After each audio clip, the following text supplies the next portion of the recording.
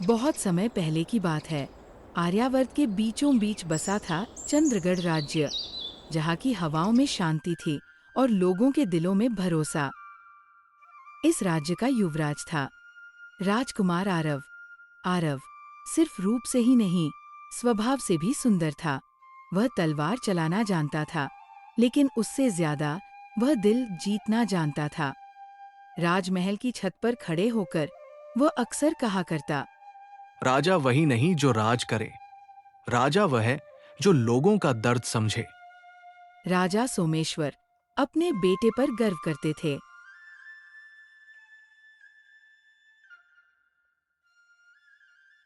राजकुमार, मुझे तुझ पर गर्व है। तू चंद्रगढ़ राज्य का राजा बनने के लायक है। लेकिन राजमहल की चमक के पीछे एक अंधेरा भी पल रहा था। आरव के भीतर एक कमजोरी थी। उसे अपनी अच्छाई पर घमंड होने लगा था। मैं इस चंद्रगढ़ राज्य का राजकुमार, इस राज्य का इकलौता राजकुमार हूं। मेरे राज्य में हमेशा न्याय होगा। एक दिन दरबार में एक बूढ़ी स्त्री आई। उसकी आंखों में बहुत दर्द था। उसने राजकुमार से कहा, राजकुमार, मेरे बेटे को न्याय दिला दो। पूरा दरबार हंस पड़ा। आरव ने भी अनजाने में कह दिया, न्याय हर किसी के लिए नहीं होता मां। कुछ लोग बस किस्मत के मारे होते हैं। बूढ़ी स्त्री की आंखें लाल हो गई।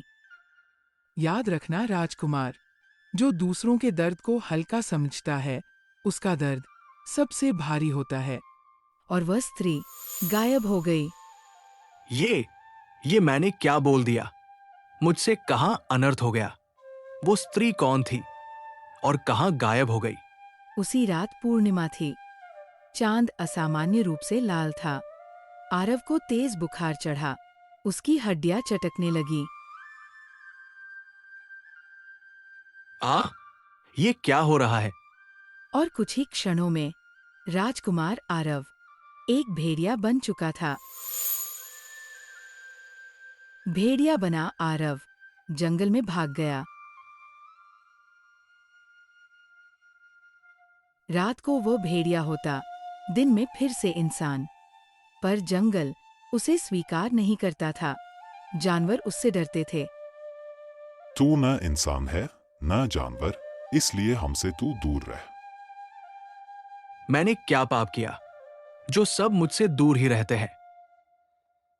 एक दिन जंगल के सबसे गहरे हिस्से में आरव की मुलाकात हुई एक अद्भुत साधु से।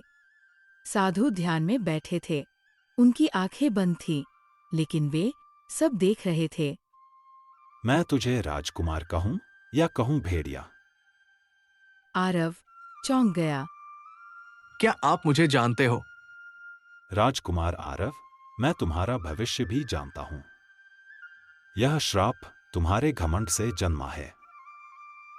साधु महाराज, मैं इस श्राप को कैसे तोड़ सकता हूं? राजकुमार, इसे तोड़ने के लिए तुम्हें 3 परीक्षा देनी होंगी। पहली परीक्षा, तुम्हें उस व्यक्ति की मदद करनी होगी जो तुमसे नफरत करता हो। बाबा, जब से मैंने उस बूढ़ी औरत की मदद करने से मना किया, तब से सब मुझसे नफरत ही करते हैं। दूसरी परीक्षा, तुम्हें अपने प्राण बचाने का अवसर छोड़ना होगा। तीसरी और अंतिम परीक्षा होगी, तुम्हें किसी के लिए रोना होगा बिना किसी स्वार्थ के। अगर मैं इन परीक्षाओं में असफल हुआ तो तुम हमेशा के लिए भेड़िया रहोगे। नहीं साधु बाबा, मैं इन परीक्षाओं को पास करके रहूंगा। भेड़िया आरव अपनी पहली परीक्षा की खोज में निकल पड़ा। कुछ दूर चलते ही उसे जंगल में एक आदमी मिला जो भेड़िया आरव को ढूंढ रहा था। चलो, आज तू मिल ही गया। बहुत दिनों से मैं तुझे ढूंढ रहा था। तुम मुझे ढूंढ रहे थे, पर क्यों? तुझे मारने के लिए। लेकिन मैंने ऐसी क्या गलती की है जो तुम मुझे मारना चाहते हो? मैं उसी बूढ़ी स्त्री का बेटा हूं जिसका तूने अपमान किया था। तू ही वो राजा का बेटा है जिसने मेरी माँ का अपमान किया। देख, तू आज भेड़िया बना हुआ है। आरव कुछ नहीं बोला। तभी पीछे से शेर आ गया और शेर उस पर हमला करने ही वाला था कि राजकुमार बोला, रुको जंगल के राजा, इस पर हमला मत करो। अगर अपनी भूख मिटाना ही चाहते हो तो मुझे अपना भोजन बना लो। इतना बोलते ही शेर अचानक साधु के रूप में बदल गया। राजकुमार, तुमने अपनी पहली परीक्षा सफल कर ली। तुमने अपने प्राणों की चिंता किए बिना इसकी रक्षा की है। इसके लिए अपनी जान जोखिम में डाल दी। अब तुम्हारी दूसरी परीक्षा शुरू होती है। जाओ आरव। दूसरी परीक्षा में भेड़िया ने देखा कि जंगल के एक छोर पर आग लगी हुई है, जिसमें एक खरगोश का बच्चा फंसा हुआ था। मेरे बच्चे को बचा लो, अगर उसे कुछ हो गया तो मैं नहीं जी पाऊंगी। आरव सोचने लगा। अगर गया तो मर जाऊंगा, लेकिन अगर नहीं गया तो मैं इंसान नहीं रहूंगा। वह आग में कूद पड़ा और खरगोश के बच्चे को बचा कर ले आया। भला हो तुम्हारा, जो तुमने मेरे बच्चे की जान बचाई। तुम्हारी बहुत जल्द इस श्राप से मुक्ति होगी, राजकुमार आरव। कौन हो तुम? तुम्हें मेरे बारे में कैसे पता है? आरव के इतना कहते ही वो खरगोश वहां से गायब हो गई। अब तीसरी सबसे बड़ी कठिन परीक्षा थी। उस रात राजमहल से एक सेनापति राजकुमार के पास आया।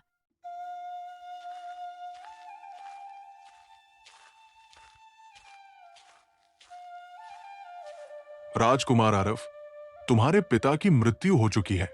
वो यही पास के जंगल में है। राजकुमार आरव रोते बिरखते मंत्री के साथ चला गया।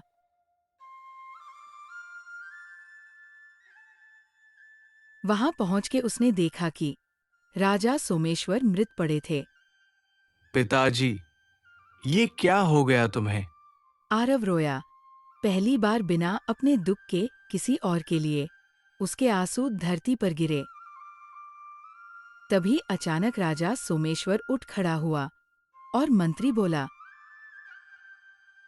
राजकुमार, ये तुम्हारी सबसे बड़ी परीक्षा थी। और फिर वो दोनों गायब हो गए। ये कैसी परीक्षा थी? मुझे मेरे पिताजी के बारे में इतना गलत दिखाया गया। आरव ने देखा कि वो अब भी भेड़िया ही है। ये क्या?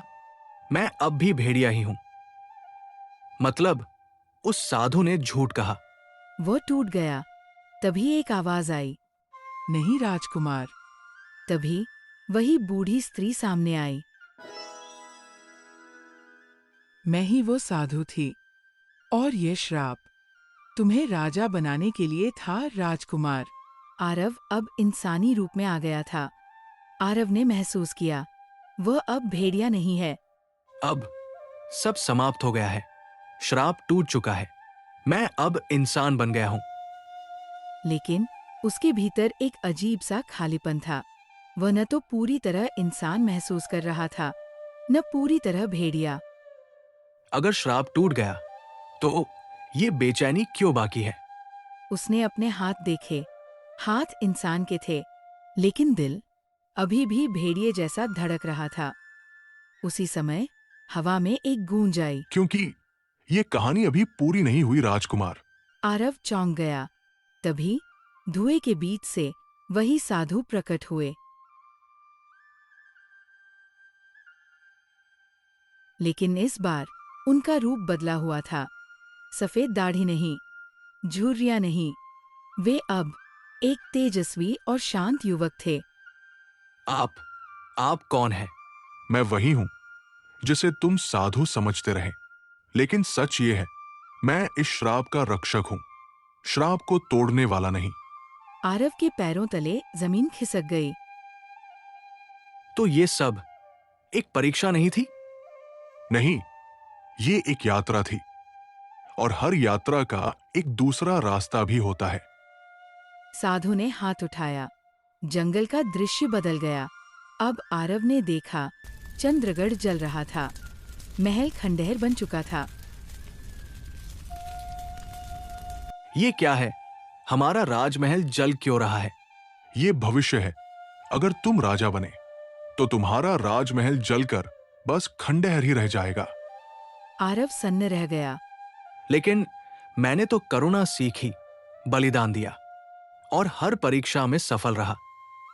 हाँ, पर सवाल यह है, क्या तुम सत्ता में रहकर भी वही रहोगे? श्राप केवल भेड़िया बनने का नहीं था, बल्कि राजा बनने की परीक्षा का भी था।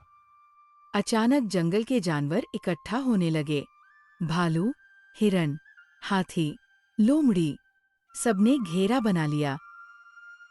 हमने इस इंसान को भेड़िया बनते देखा है और भेड़िया होते हुए इंसान बनते भी। पर इंसान का दिल सबसे खतरनाक होता है। अगर यह राजा बना तो जंगल का क्या होगा? आरव चुप था। पहली बार कोई फैसला उसके हाथ में नहीं था। उसी रात पूर्णिमा फिर आई। आरव को लगा, शरीर फिर से जल रहा है। नहीं, फिर नहीं। लेकिन इस बार बदलाव अलग था। उसका सिर भेड़िया का और शरीर इंसान का बन गया। ये नया रूप है, द्वंद्व का रूप। अब तुम दोनों हो और यही तुम्हारा सबसे बड़ा श्राप है। लेकिन उसमें हिंसा नहीं थी, उसमें दर्द था। उसी समय स्वयं राजा सोमेश्वर वहां पहुंचे।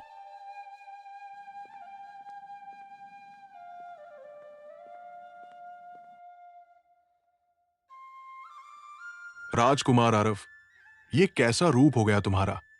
चलो राजमहल, तुम्हें राजा की सत्ता संभालनी है। राज्य अपने राजकुमार को पुकार रहा है।